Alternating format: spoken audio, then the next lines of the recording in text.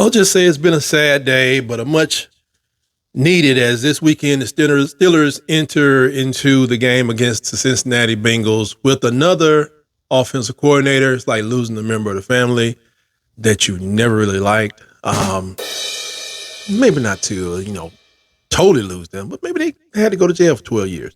So Matt Canada has been put out the pasture, and in his place, we welcome the promotion of Eddie Faulkner, formerly the running backs coach, who will now be in charge of scheming from game to game. I love it. And Mike Sullivan, the quarterback coach, who better knows what Kenny Pickett can and likes to do, he will be calling the plays on Sundays. I like doing this. I've heard this before. They use the names like running game coordinator and all this other stuff. There's reasons for that on the pros because, Faulkner is going to be able to break down each defense, see what their weakness is, see what kind of runs that we need to use to be successful. I mean, you're talking about a team that in the last 3 games we've rushed for, I think, 155, 165, but we think we can do more and be more effective running certain plays and, then hit people across the top with the intermediate and the long passes. But only time will tell. However, for now, we know the changes have been made on the team, and we like it because Matt Canada, man, just wasn't working out. It just wasn't working out. And, truth be told, these guys get paid to break down the type of information that we don't have.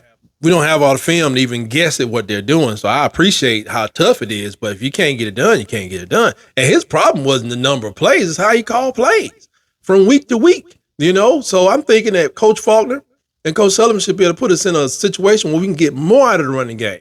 Because, a lot of times you draft a running back, you're saying, well, Najee ought to be able to break it. No. You look at his high school, you look at what he did at the time, we had blocking. And what happened was with Najee, I'm just telling you, yeah, he can get the tough yard. Most of these guys in the NFL can get the tough yard. But the running game should be set up to get people to the second level. Let this man be running over linebackers, breaking tackles of linebackers. Ain't nobody trying to take on 200-300-pound men every play.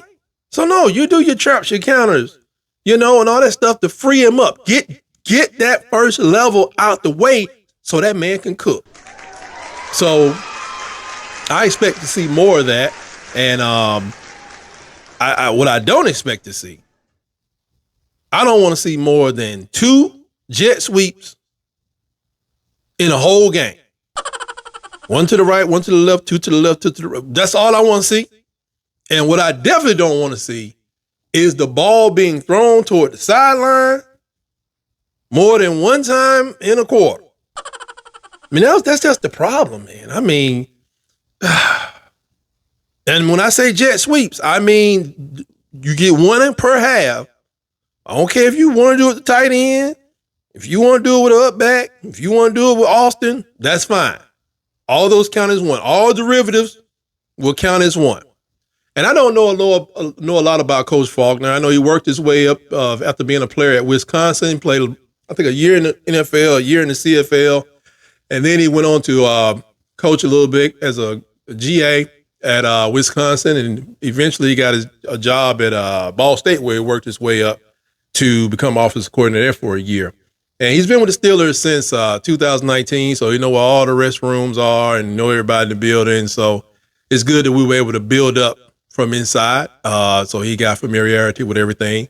And he's, probably talked enough to the Steeler faithful and the legends to know that we want to be a dominant, powerful team. That if you beat us, you don't want to have to beat us again. So he's probably, he's seen a lot of stuff. He knows we need to score about 28 a game. I'm just guessing. 28 a game. I don't know where that would have placed us, but at least 2 more wins. I ain't even got to look at it. I know we won the game last week, and I'm sure there's another one in there if we can get 28 a game. Touchdown every quarter. Or, what is that? 9 or 10 field goals every game. I don't want to do it that way, but it is what it is. As you may or may not know, I just recently dropped my 100th video And to commemorate the moment, my kids bestowed upon me a wonderful honor. YouTube doesn't care that I have 100 garbage videos, but my kids do. So they made me this awesome gift. They made me this awesome plaque, for lack of a better phrase, to commemorate the moment. And if you would, I'm gonna put it up here. If you would, we, you know, I know a lot of you guys are busy, but if you could, please subscribe to this channel, because we want to eventually replace this with something. There's nothing better than this, but if you could, please like and subscribe to this channel. We really, really need it. Just please. Just, I gotta talk to that boy about that. Yeah, we did it. So that adds up to a lot of things. It gives our defense, which is awesome.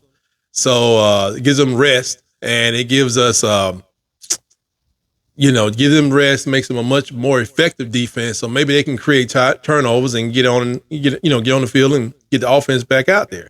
So there's going to be probably some issues, some communication slowdowns, or they got some. That's not what we talked about, but I don't expect that to last too long, because at least they do know each other. But I do expect this. Tomorrow around 5 p.m., I think the nation that watches professional football is going to be like, man, I think the Steelers going on another level, because I'm just expecting that this total change is going to have the boys charged up, because Matt Canada has had this offense really under handcuffs for about 2 or 3 years. And I think they're going to blow people away, because I'm not saying Matt Canada didn't have it ready to go. It's just when he gets in the box and he gets to calling plays, it don't translate, folks. I think that this is a significant change, because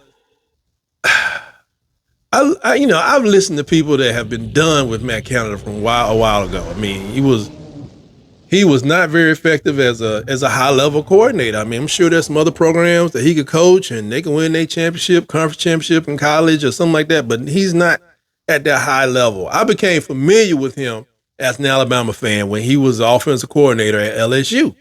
And there were several fans there who had they got channels on YouTube, and they would absolutely loathe this man and his very presence at LSU. His play calling was predictable then, as it is now, or as it was now.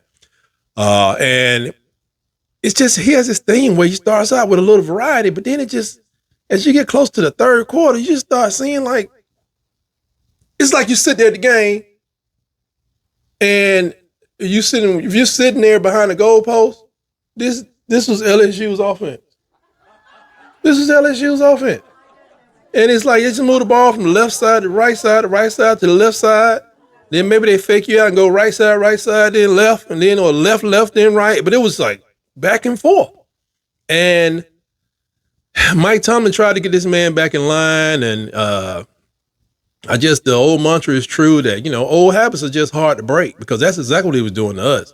So not even knowing what's on Mike Sullivan's or Coach Faulkner's mind, this may be the biggest change. This could be the catalyst that takes us to the Super Bowl. And if not this year, then definitely next year, because the defensive window is open. We have an awesome defense when you really think about it. Awesome defense. If we had more offense, that defense gets better than the Browns, especially when especially when all our healthy players are back. So I guess that's why I say next year, because we lost a couple of players this year. Minka is what I'm trying to say, but I'm not sure how bad Matt Canada truly was at LSU. But this is what I do know. After being there, they mutually parted ways in 2018, and Matt Burrow was there 2018 as their quarterback. Matt had in his redshirt junior year, I think, he had 2,894 passing yards, 16 touchdowns, 9 of them passing, 7 of them rushing. And in one season, after they got rid of Matt Canada, as soon as the season was over. The very next season, Joe Burrow won the Heisman Trophy, finishing the season with 5,671 yards, 60 touchdowns, doubled up on yards, and quadrupled up on touchdowns nearly. Now, was LSU's success a product of Matt Canada being removed? No, it was Burrow. It was everything in maturity, but you got to say he's a special player, but that's something else. Play calling had a lot to do with it. They got rid of all them jet sweeps. They got rid of all them flanker screens. A lot. You think we saw, still a nation, you think we saw a lot of flanker screens? Them people down there was like, they're throwing stuff at the sidelines with so many flanker screens. And I loved it as an Alabama fan because it's like, those young kids, they can see it. That man looked, if Joe Burrow would have looked over there at LSU in 2018, when he looked over there,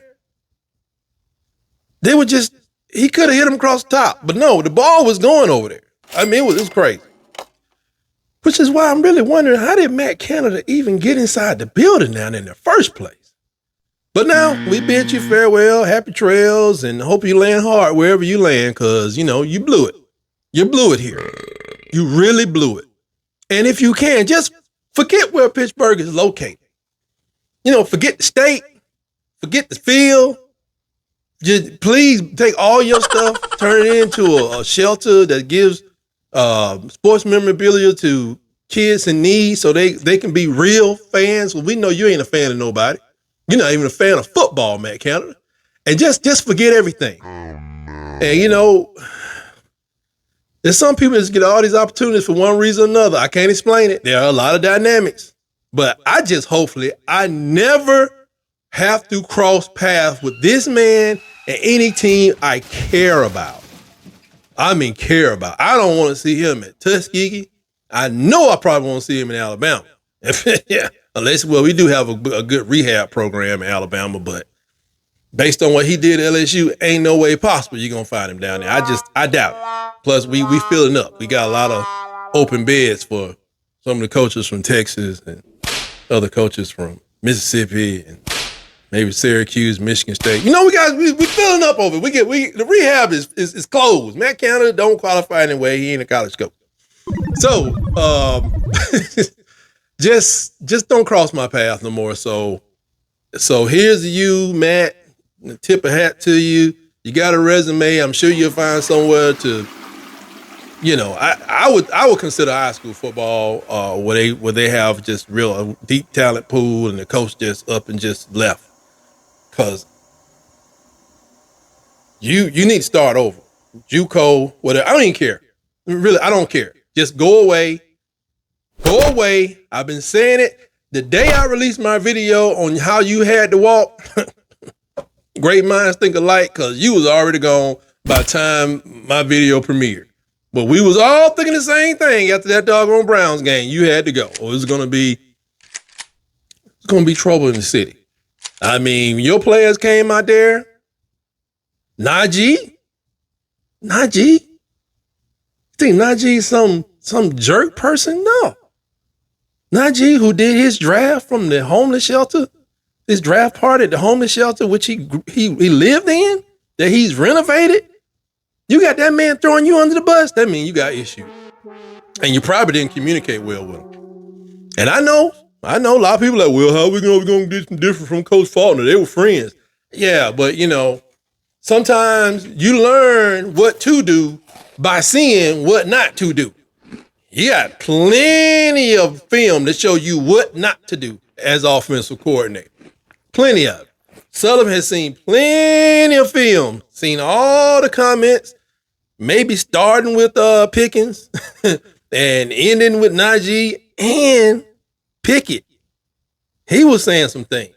He indirectly, threw a couple of pebbles at the old offense coordinator, but we've seen enough. He's seen enough, Coach Sullivan, Coach Faulkner, to know what comes next. Protect my defense, get my scores, and let's go play for a Super Bowl. How about that? How about that? Let's go play for a Super Bowl. Go Steelers. And we'll see you next time here on Tight Sports.